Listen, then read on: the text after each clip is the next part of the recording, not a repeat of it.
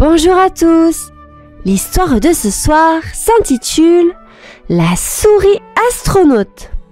Cette histoire, écrite et réalisée par le monde des enfants, va bientôt débuter.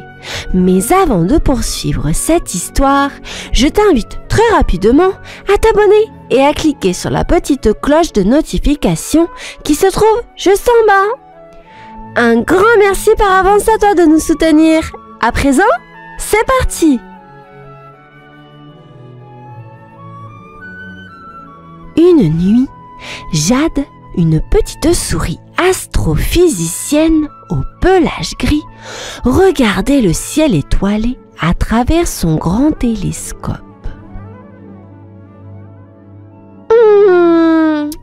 Que se passe-t-il là-haut ? Se demanda-t-elle en voyant des étoiles qui semblaient gigoter. On dirait qu'elle danse la salsa. À côté d'elle, Bubo, son ami le hibou, rigola. Oh Jade, les étoiles ne dansent pas. Ah, mais celles-ci le font. Regarde, répondit Jade en ajustant son télescope. Bubo regarda et ses grands yeux ronds s'écarquillèrent. Waouh! Tu as raison, elle bouge vraiment. Jade sourit malicieusement. Je vais construire une fusée pour aller voir ça de plus près. Ouh, une fusée? Mais c'est une idée de génie! S'exclama Bubo. Jade hocha la tête avec enthousiasme. Demain, je commence. Une aventure spatiale m'attend. Et avec des étoiles plein les yeux, elle commença déjà à rêver de son grand voyage. Dès le lendemain, Jade se mit au travail. Elle portait un casque de construction et inspectait un gros tas de pièces métalliques et de gadgets colorés. Alors, par où commencer ? Murmura-t-elle en grattant sa petite tête. Pollux, son ami le castor, arriva en roulant un grand tube. J'ai trouvé ça pour ta fusée, Jade. Ça pourrait servir de fuselage, non? Jade sauta de joie. C'est parfait, Pollux. Avec ça, on va aller super vite dans l'espace. Ils se mirent au travail, coupant, assemblant et peignant. La fusée prenait forme, avec des ailes arc-en-ciel et un gros bouton rouge marqué « Go ». Et si on mettait des autocollants d'étoiles dessus? Proposa Pollux. Jade applaudit. Oh oui! Un grand autocollant de fromage avec la souris astronaute. Ils rirent ensemble en décorant la fusée, rêvant déjà aux étoiles. Le grand jour était arrivé. Jade, dans sa combinaison spatiale scintillante, se tenait devant sa fusée haute comme 3 girafes empilées. « Es-tu prête, capitaine Jade ?» demanda Pollux, les yeux brillants d'excitation. Jade hocha alors la tête avec un grand sourire. « Prête comme jamais! Direction les étoiles dansantes !» Elle grimpa dans la fusée et Pollux ferma la porte derrière elle. 3, 2, 1, décollage! Cria-t-il.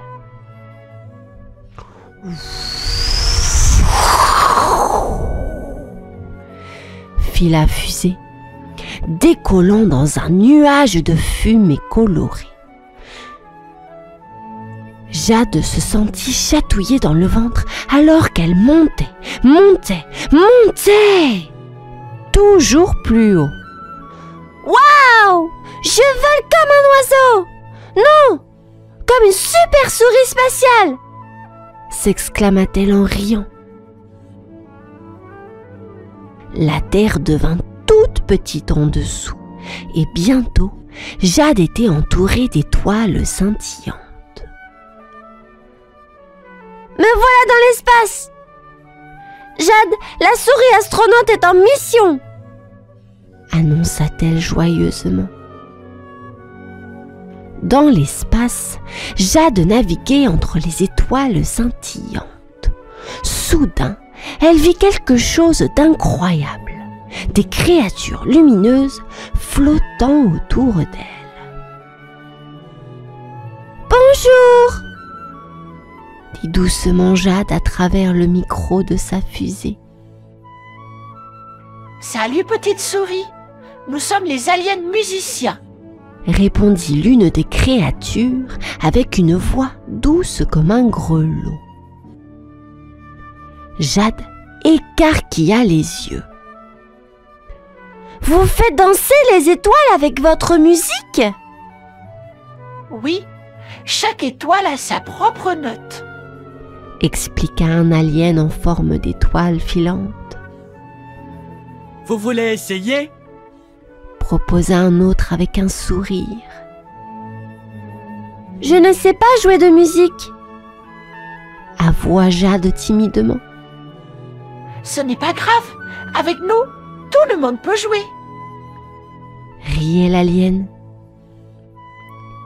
Jade appuya sur un bouton et des notes de musique sortirent de la fusée, faisant ainsi danser les étoiles autour d'elle.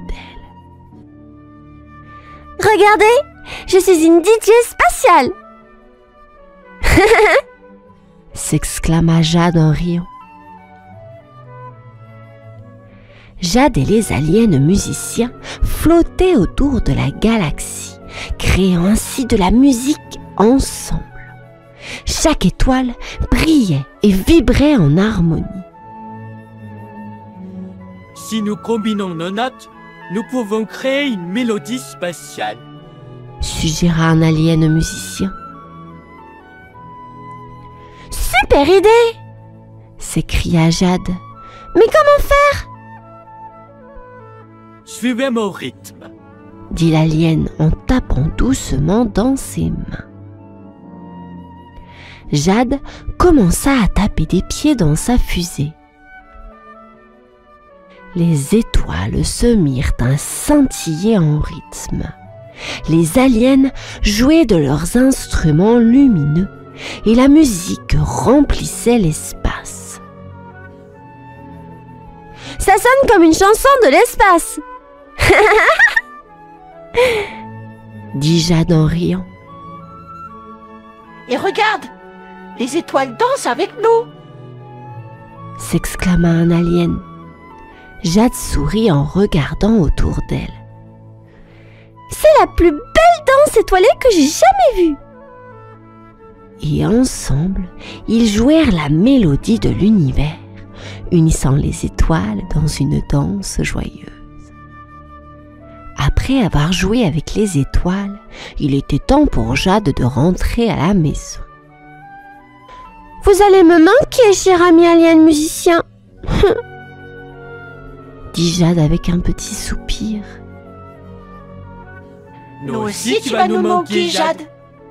dirent les aliens en souriant. « Mais n'oublie pas la musique que tu as apprise, hein !»«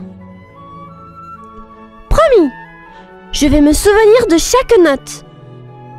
répondit Jade en souriant. Elle monta dans sa fusée arc-en-ciel et alluma les moteurs.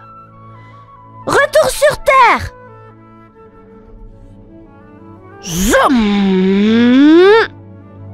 La fusée s'élança à travers l'espace, laissant derrière elle une traînée d'étoiles scintillantes.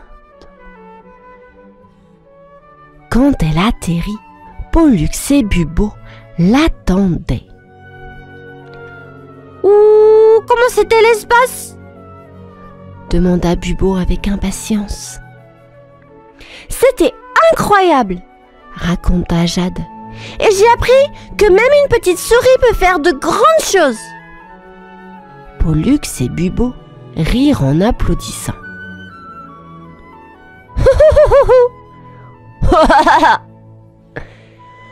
Bienvenue à la maison, Jade. Jade l'exploratrice spatiale, s'exclama Pollux. Et Jade sourit, sachant qu'elle avait vécu une aventure vraiment extraordinaire.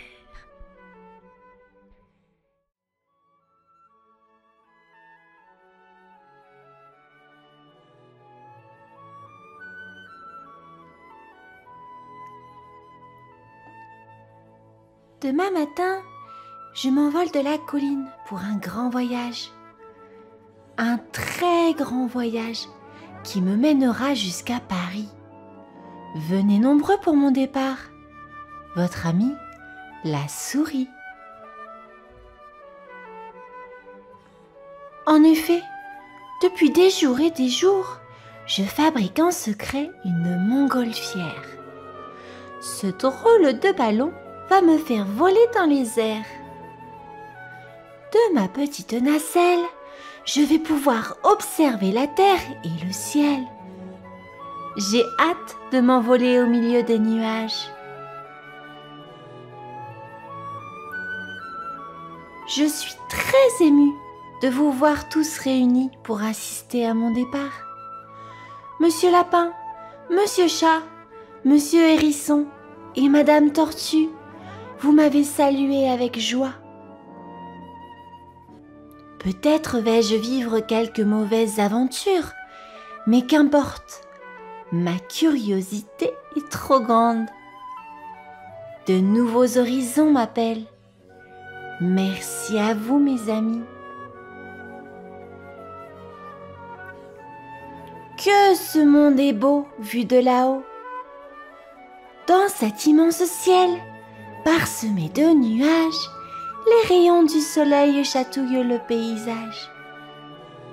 Je m'émerveille devant ces champs de fleurs, ces forêts aux arbres majestueux avec une rivière qui serpente au milieu. À très bientôt, les amis.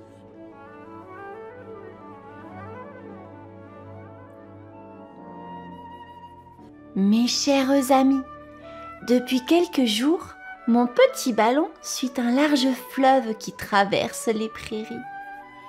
J'ai pensé qu'il s'agissait peut-être de la Seine. Alors, j'ai allumé au maximum les gaz de ma montgolfière pour arriver sans tarder à la capitale. Et ce matin, quelle surprise! Me voilà à Paris. Ah, Paris! Que de choses à découvrir, que de gens à rencontrer. Les premiers Parisiens que j'ai vus sont bien étranges. Leur visage se trouve accroché sur le plus vieux pont de la ville, nommé bizarrement le Pont Neuf. Ces têtes sourient, grimacent, pleurent. En tout cas, je suis très contente de saluer ces gens-là. Figurez-vous que sur la Seine se trouvent deux îles, l'île Saint-Louis et l'île de la Cité. Cette dernière possède une très grande cathédrale un peu endommagée, Notre-Dame de Paris. Dans ces hauteurs vivent des personnages effrayants. L'un d'eux, un peu répugnant lui aussi, m'a expliqué que ces créatures de pierre sont des gargouilles, inoffensives maintenant. Je n'étais pas très rassurée, malgré ces explications, alors j'ai vite déguerpi. Les amis, je suis toujours à Paris, mais pour la première fois de ma vie, j'ai osé m'approcher d'une place nommée Châtelet.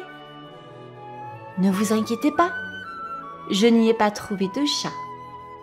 Pourtant, on raconte qu'un gros chat jaune se cache sur cette place.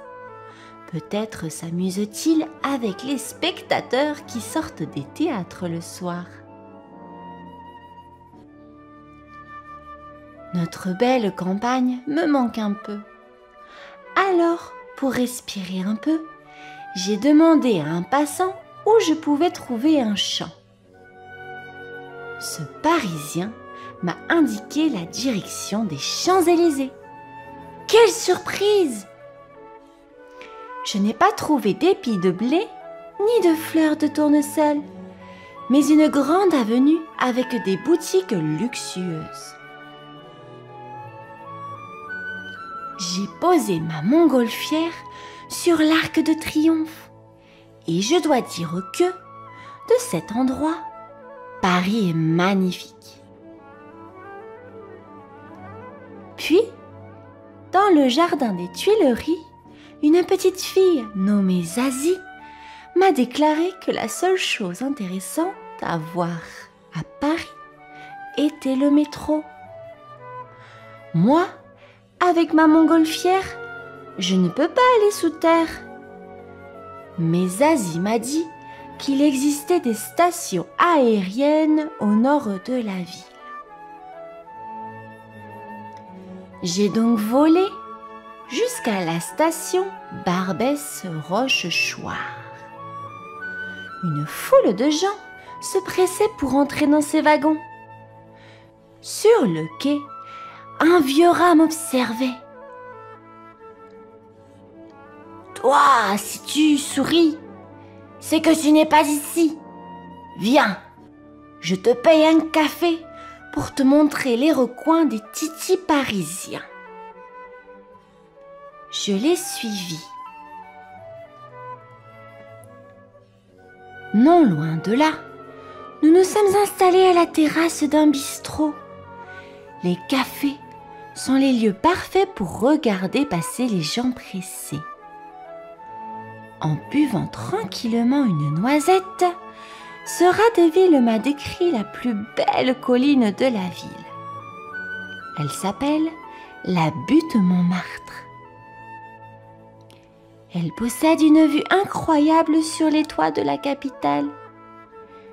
Des peintres y dessinent et des touristes s'y promènent. Demain, j'irai moi aussi m'y balader.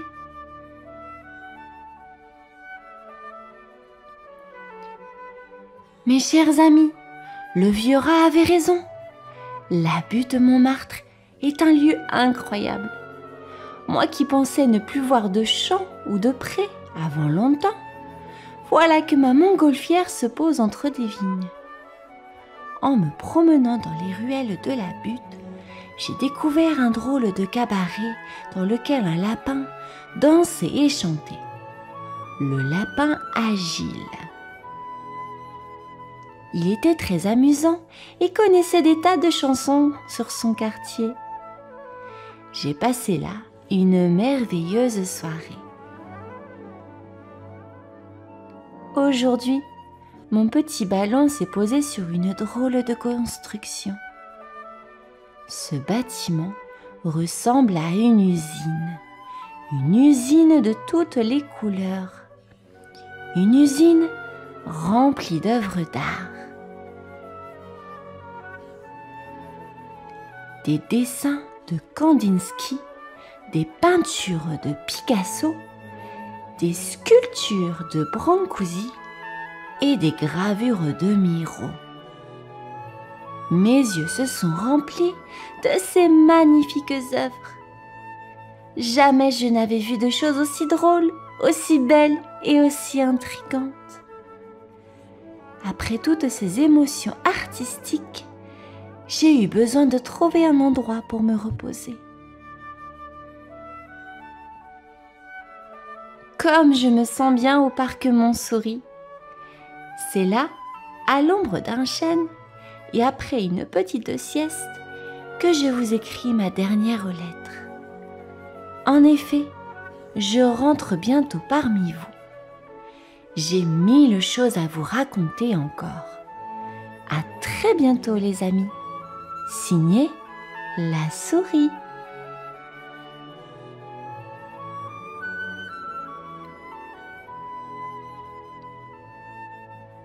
très chère souris.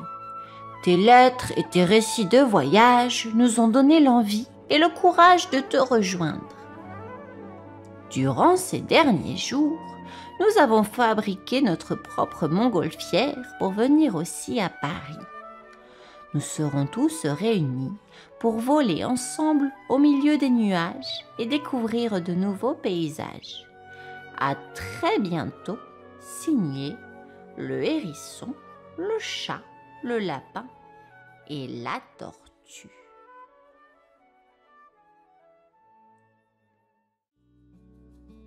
Un beau matin d'été, Roxane la souris se réveille, toute excitée. « Aujourd'hui, je vais à la plage », dit-elle en sautillant. Elle ouvre son petit placard et prend une grande valise bleue. Dedans, elle met un joli parasol rayé, une serviette douce et une grosse boîte pour son pique-nique. Il ne faut pas oublier les sandwichs et le jus de fruits, pense Roxane. Elle ferme sa valise, mais oh non! Roxane s'arrête et se gratte la tête. Mais où est la plage? Je ne sais pas comment y aller. Roxane regarde autour de sa petite maison. Elle voit des cartes, des photos, mais rien pour l'aider. Peut-être que si je commence à marcher, je trouverai quelqu'un pour m'aider, dit-elle à haute voix. Avec sa valise, Roxane sort de sa maison et commence à marcher. Elle chante une petite chanson. Je vais à la plage, oh la la la la. Je vais voir la mer, tra la la la la. Soudain, elle entend une voix. Bonjour, où vas-tu comme ça? C'est Léa la mouette, qui vole juste au-dessus d'elle. Roxane sourit et répond. Je veux aller à la plage, mais je ne sais pas où c'est.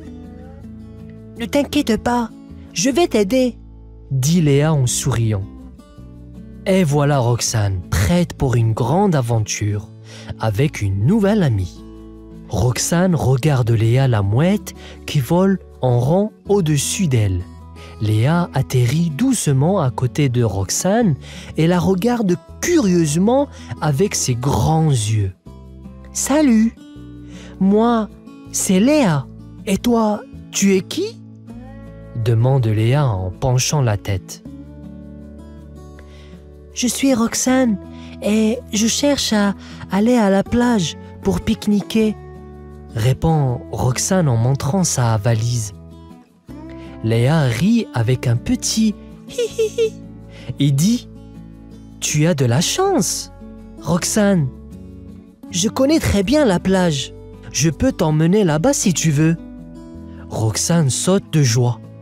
« Oh oui, s'il te plaît, je serais super contente de voler avec toi. » Léa sourit et dit « Accroche-toi bien alors, on va voler ensemble. » Roxane monte sur le dos de Léa. C'est comme être sur un grand oiseau, s'exclama-t-elle en riant. « Prête ?» demanda Léa. « Oui, prête !» répond Roxane. Et hop, elle s'envole dans le ciel bleu. Roxane regarde en bas et voit les maisons et les arbres devenir tout petits. « Wow, c'est beau ici !» dit Roxane. Léa rigole. « Tu n'as encore rien vu. La plage est encore plus belle. » Roxane regarde autour d'elle.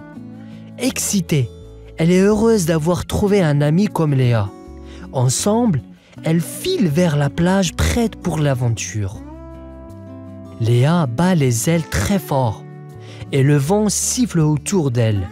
Roxane tient le dos de Léa bien fort avec ses petites pattes. « Regarde Roxane, on passe au-dessus des champs !» crie Léa en pointant avec son aile. Roxane lève les yeux et voit un grand champ vert avec des vaches qui ressemblent à de petits points. « Oh, les vaches sont minuscules d'ici !» Léa rit. « Oui, ils semblent petits quand on est si haut dans le ciel. » Elle continue à voler et le ciel devient encore plus bleu. Roxane voit l'océan au loin. « Léa, c'est l'océan là-bas !» demanda-t-elle, ses yeux brillants d'excitation. « Oui, c'est ça! Nous sommes presque arrivés !» répond Léa. « Ça brille comme des diamants !» s'exclame Roxane en admirant l'eau scintillante. Léa sourit. « C'est très joli, n'est-ce pas? Tu vas adorer la plage. » Roxane ne veut pas arrêter de regarder l'océan. Elle se sent comme une vraie aventurière. « Je ne savais pas que le monde était si grand et si beau, » dit-elle doucement. « Il y en a encore beaucoup à voir, » dit Léa en plongeant vers la plage. Roxane rit, excitée par la descente rapide. « Wow !» Bientôt, elle touche le sable doux de la plage. Roxane saute de Léa et regarde autour. « Nous y sommes !»« Merci Léa !» Léa cligne des yeux. « De rien, Roxane. Bienvenue à la plage. » Roxane et Léa marchent sur le sable chaud.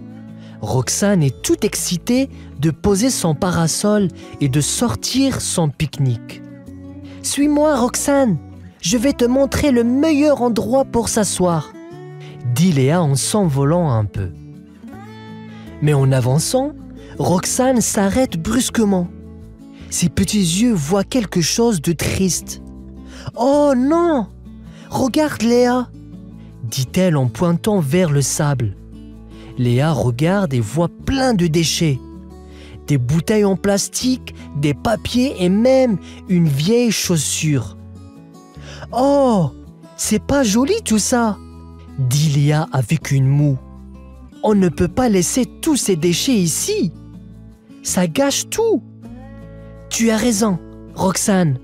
C'est pas bien pour la plage, » répond Léa. Roxane pose sa valise et commence à ramasser les déchets. « Je vais nettoyer tout ça. Je veux que la plage soit belle pour tout le monde. » Léa sourit et dit « Je vais t'aider, Roxane. On est plus rapide ensemble. » Et voilà, Roxane et Léa commencent à ramasser les déchets, un petit morceau après l'autre.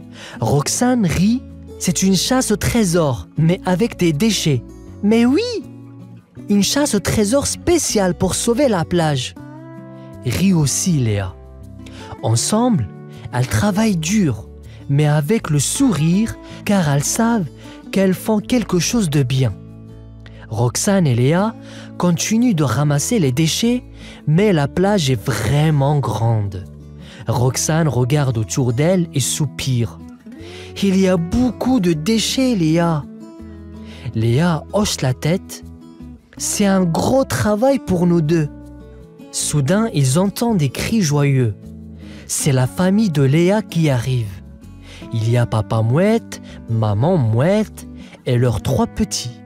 « Bonjour Roxane, nous avons vu que vous travaillez dur, » dit papa mouette en atterrissant près d'elle. « Nous voulons vous aider, » ajoute maman mouette en souriant. Roxane saute de joie. « Oh, merci! Avec plus d'ailes et de pattes, nous finirons plus vite. » Toute la famille de Léa commence à aider. Les petits courent et ramassent les petits morceaux de plastique. Ils rient et jouent tous en nettoyant. « Regarde, maman, j'ai trouvé un vieux gant !» crie un des petits en brandissant. « Super, mon chéri! Mets-le dans le sac à déchets !» répond maman mouette en riant. Ensemble, ils travaillent, chantent des chansons de la mer. Et la plage devint de plus en plus propre. « Merci à tous !» dit Roxane en souriant. « Vous êtes mes héros !»« Et toi, tu es notre capitaine de nettoyage !» dit papa mouette en faisant un clin d'œil. Peu à peu, la plage retrouve sa beauté. Et tous se sentent fiers et heureux de leur travail. La plage est maintenant toute propre. Roxane regarde autour d'elle et voit le sable briller sous le soleil. « Regardez, on a fait ça tous ensemble !» s'exclama-t-elle. Léa et sa famille battent des ailes joyeusement. C'est la plus belle plage du monde, dit Léa en rigolant. Roxane ouvre sa grande boîte de pique-nique. Maintenant, c'est l'heure de manger et de jouer. Qui veut un sandwich ? Demanda-t-elle en souriant. Tout le monde ! Crient les petits mouettes en sautillant autour de Roxane. Elle leur donne des sandwichs et des jus de fruits.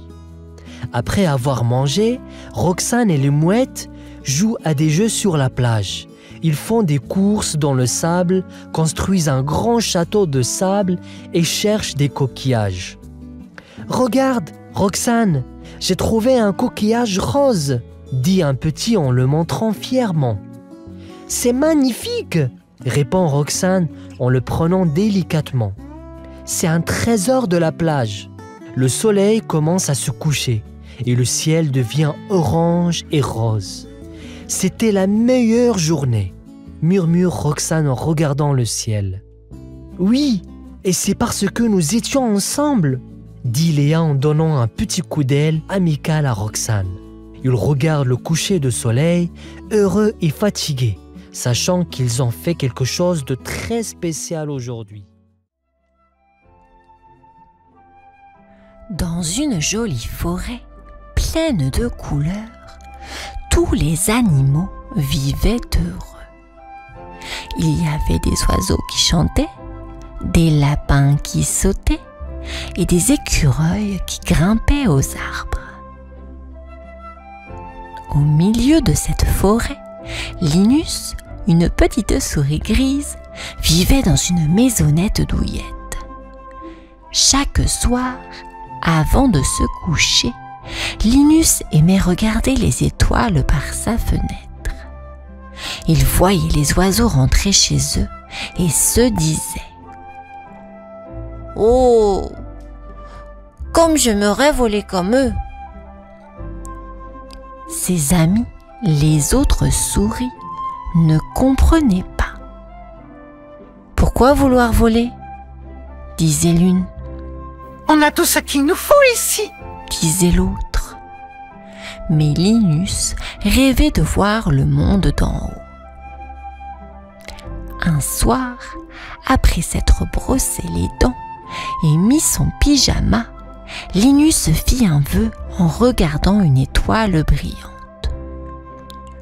« Chère étoile, aide-moi à réaliser mon rêve de voler. » Un matin ensoleillé, après avoir mangé son bol de céréales, Linus décida de partir à l'aventure. Il voulait trouver un moyen de voler. En marchant, il découvrit un grand jardin rempli de jouets abandonnés. Au milieu de tous ces trésors, Linus aperçut un papier tout froissé. C'était un dessin d'un petit avion. Ses yeux brillèrent de joie. « Peut-être que je pourrais construire un avion comme celui-ci » pensa-t-il. « Qu'as-tu trouvé ?» demanda Lila, sa meilleure amie, en courant vers lui. Linus montra fièrement le dessin. « C'est un avion, Lila. Avec ça, je pourrais voler. » Lila leva les yeux vers le ciel. « Imagine, Linus, toi et moi, volant au-dessus des arbres, touchant les nuages. » Linus acquiesça, tout excité. « Demain, après la sieste, nous commencerons à construire notre avion. » Lila sourit, impatiente de voir le rêve de son ami devenir réalité. Le lendemain, après une bonne sieste sous un arbre, Linus et Lila commencèrent leur grand projet. Ils cherchèrent des morceaux de bois, des feuilles pour les ailes et des petites ficelles pour tout attacher. « Regarde, Linus, ces plumes pourraient être parfaites pour notre avion. » s'écria Lila en ramassant des plumes douces d'un oiseau voisin. Et ce bouchon, on pourrait l'utiliser comme roue, dit Linus en trouvant un bouchon perdu dans l'herbe. Tous les animaux de la forêt vinrent aider. Les écureuils apportèrent des noisettes pour donner de l'énergie. Les oiseaux chantèrent pour motiver tout le monde et les lapins creusèrent un petit chemin pour que l'avion puisse rouler. Ça y est, je crois qu'on a tout ce qu'il faut, s'exclama Lila en regardant leur création. Linus, les yeux remplis d'espoir, dit « Merci à tous. Demain, Lindbergh, notre avion, prendra son premier envol. » Tout le monde applaudit, impatient de voir le grand jour arriver. Le grand jour était arrivé. Dès le lever du soleil, tous les animaux se rassemblèrent autour de Lindbergh, l'avion que Linus et Lila avaient construit. Le ciel était d'un bleu parfait et une douce brise soufflait. « Es-tu prêt, Linus ?» demanda Lila avec un grand sourire. Un peu nerveux, Linus répondit. Oui, je crois. Mais si jamais je tombe, tu viendras me chercher, n'est-ce pas, hein? Lila rit doucement et dit. Ne t'inquiète pas, je serai juste à côté. Avec une grande inspiration, Linus grimpa dans l'avion. Il pensa à la douceur de son lit, aux histoires du soir et à sa couverture préférée pour se donner du courage.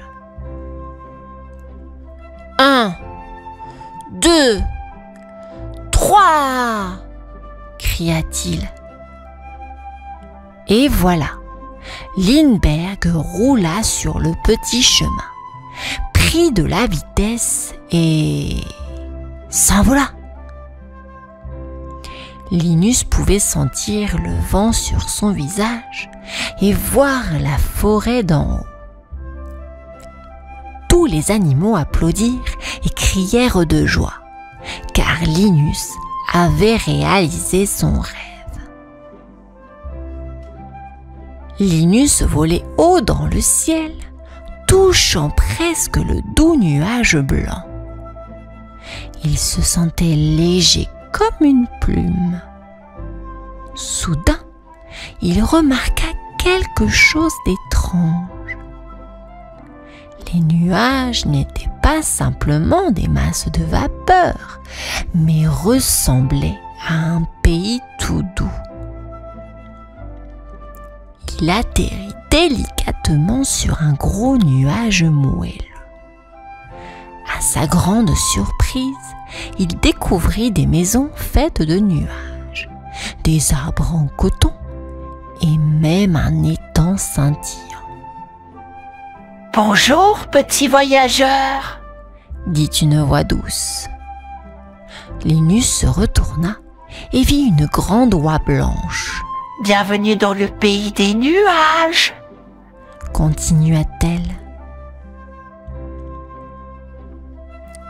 Linus, émerveillé, répondit.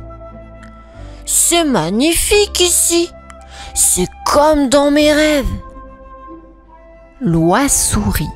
« Ici, tous les rêves deviennent réalité.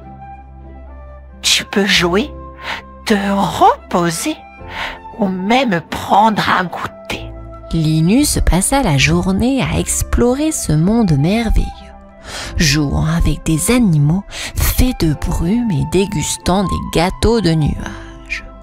Oh là là!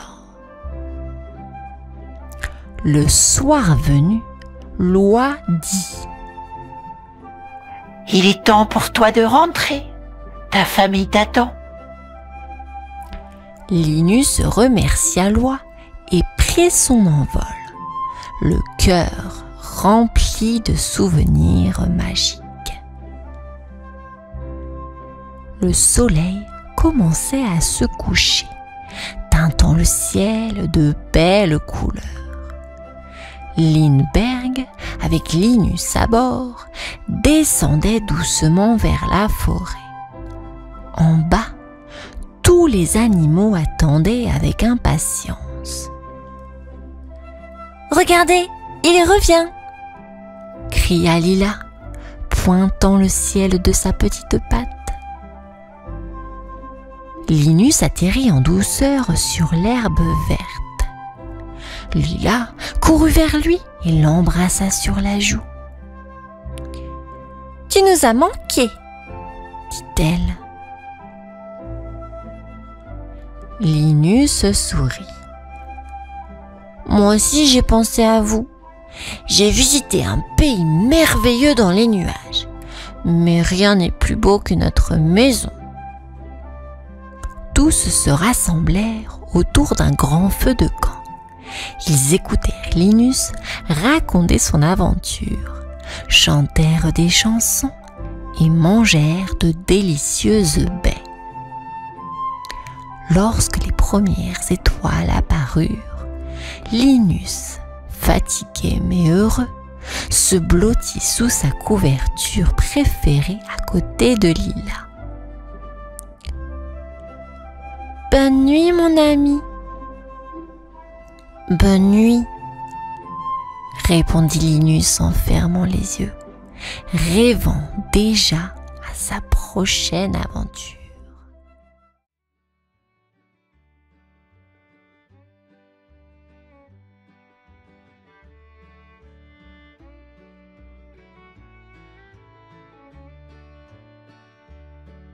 Rose, une petite souris au museau curieux, adorait explorer la forêt derrière son village. Un matin, alors que les nuages dansaient dans le ciel, elle entendit un étrange bruit au-dessus de sa tête. Levant les yeux, elle resta bouche bée.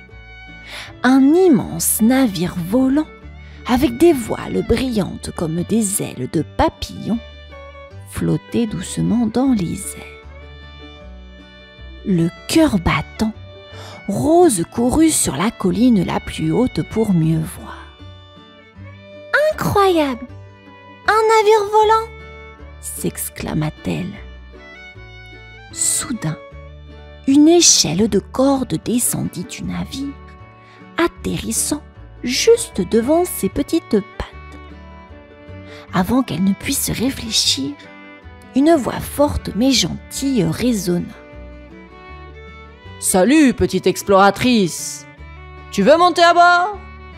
demanda un grand capitaine à moustache blanche, vêtu d'un manteau bleu flottant au vent. Il avait l'air aventureux, avec un chapeau incliné et un sourire mystérieux. Sans hésiter, Rose saisit l'échelle et grimpa avec agilité. « Moi, c'est Rose. Et vous ?» demanda-t-elle en arrivant sur le pont. « Je suis le capitaine Nimbus, et voici mon navire, l'aile des cieux. J'explore les îles volantes et les cieux infinis. Que dirais-tu de rejoindre mon équipage pour une grande aventure ?» Les yeux de Rose brillèrent d'excitation. Elle n'avait jamais rêvé qu'un jour, elle pourrait voler dans le ciel. Ce jour-là, elle se retrouva embarquée dans une aventure extraordinaire, bien au-delà de tout ce qu'elle aurait pu imaginer. Le vent soufflait doucement dans les voiles de l'aile des cieux, alors que Rose et le capitaine Nimbus survolaient un océan de nuages. Rose regardait en bas, les yeux écarquillés. Elle n'avait jamais vu un tel spectacle. Là, flottant dans les airs, se trouvaient des îles magnifiques, suspendues comme des bulles géantes.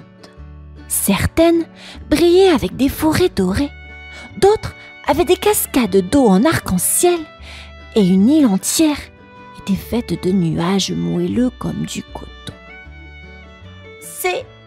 C'est merveilleux, s'émerveilla Rose. Ce n'est que le début. Sourit le capitaine, ses yeux brillants d'aventure. Chaque île a ses propres mystères. Il y en a une qui garde un trésor caché. Nous devons la trouver. Le navire plana vers une île recouverte de forêt. En atterrissant, Rose sauta du pont, les pattes frémissantes d'excitation. Des fleurs géantes aux couleurs vives bordaient le sentier. Et des créatures volantes, comme des papillons, mais en plus gros, les saluaient en virevoltant autour d'eux.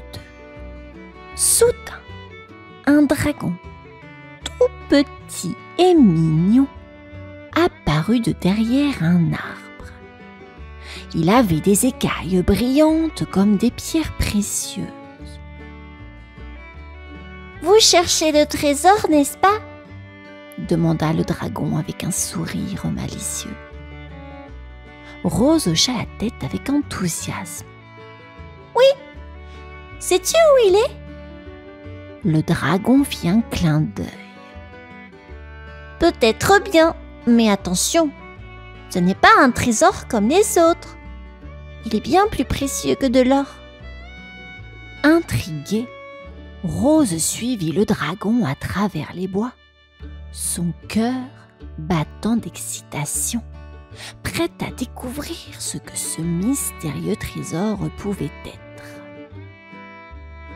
Alors que Rose et le capitaine Nimbus suivaient le petit dragon à travers les bois, une ombre sombre passa au-dessus d'eux. Rose leva la tête et vit un autre navire volant, beaucoup plus grand et effrayant que celui du capitaine. Des voiles noires, des crânes peints sur la coque. C'était un navire de pirates du ciel. « Oh non !» s'exclama le capitaine Nimbus.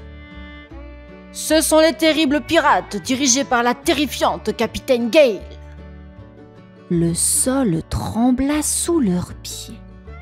Et soudain, une bande de pirates en bottes rugueuses descendit du navire.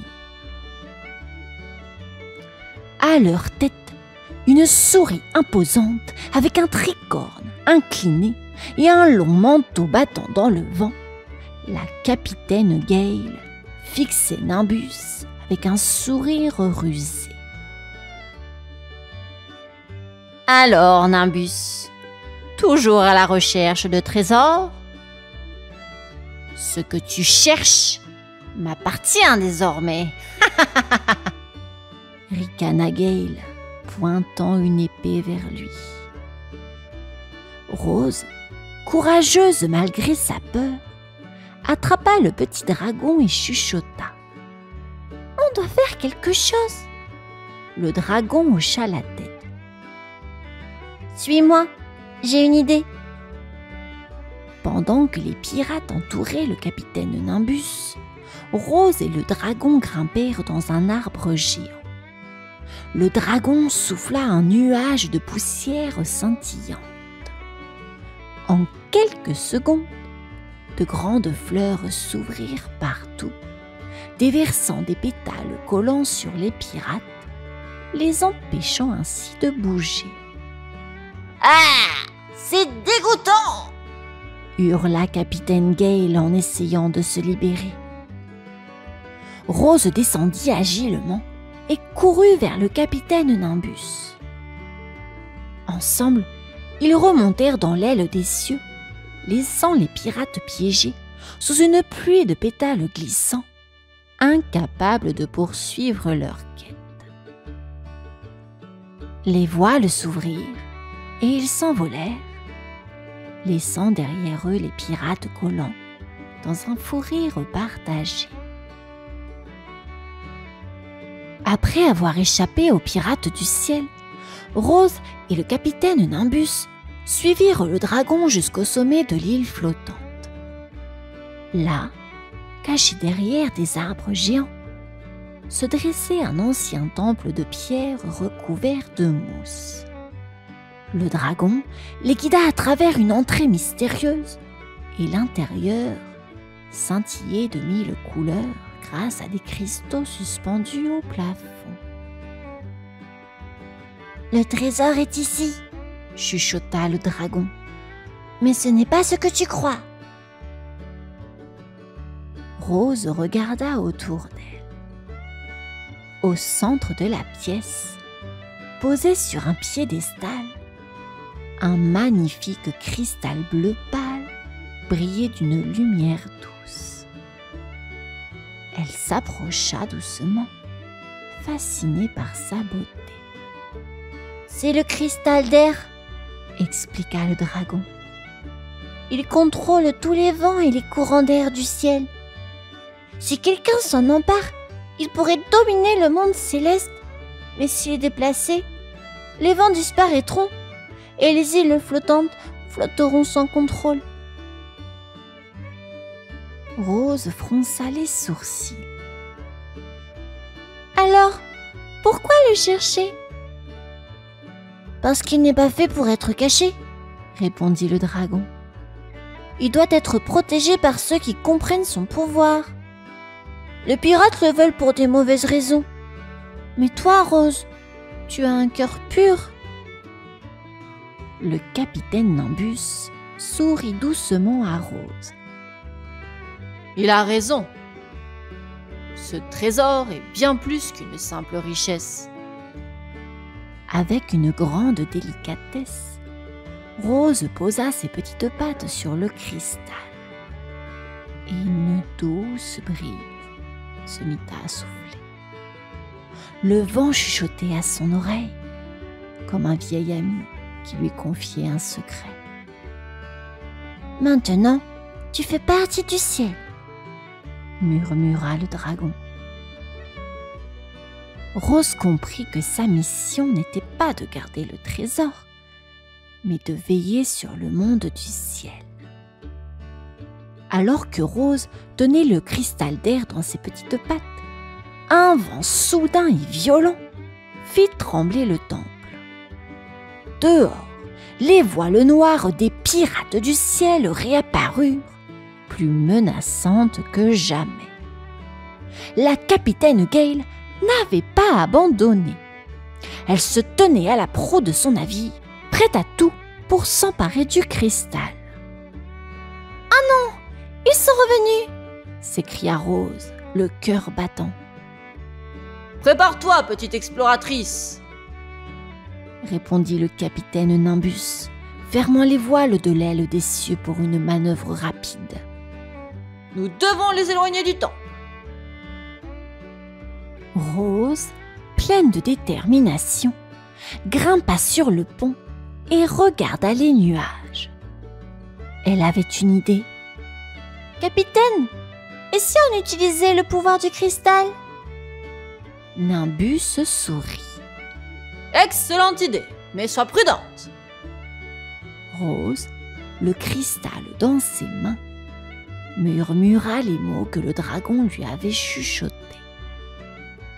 Aussitôt, une grande bourrasque s'éleva, soufflant sur le navire pirate.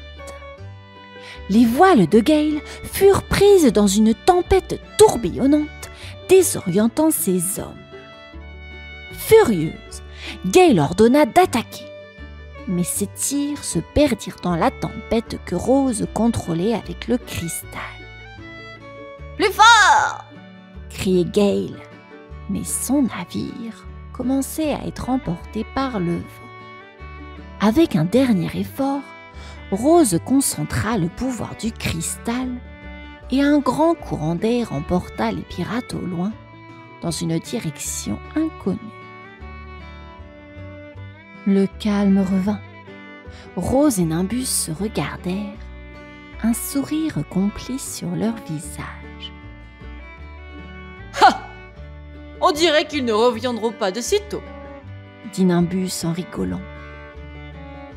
Rose, quant à elle, savait qu'elle venait de protéger bien plus qu'un simple trésor. Elle avait appris à écouter les vents et à se faire confiance.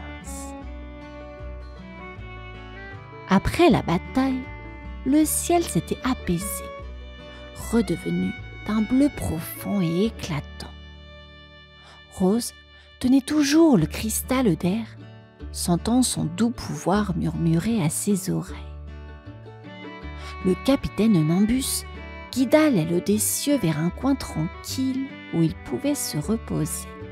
« Tu as fait des merveilles, Rose !» dit le capitaine en ajustant son chapeau. « Sans toi, le ciel appartiendrait aux pirates !» Rose sourit, mais elle savait que son aventure ne s'arrêtait pas là. Le petit dragon les rejoignit, ses écailles brillantes dans la lumière du soleil. Maintenant que le cristal est en sécurité, tu dois prendre une décision, Rose. Le ciel a besoin de quelqu'un pour veiller sur lui. Rose regarda le cristal d'un air songeur. Elle aimait l'idée de protéger le ciel, mais elle se souvenait aussi de son village, de la forêt et de ses explorations. « Est-ce que je dois vraiment rester ici ?» demanda-t-elle doucement. Le dragon secoua la tête en souriant. « Le ciel n'a pas besoin d'une gardienne permanente. Tu as déjà prouvé que tu comprends son pouvoir. Chaque fois que le vent soufflera, tu sauras qu'il t'appelle. Le cristal, lui, sait où il doit être. » Rose hocha la tête et avec un dernier souffle, libéra le cristal dans le vent.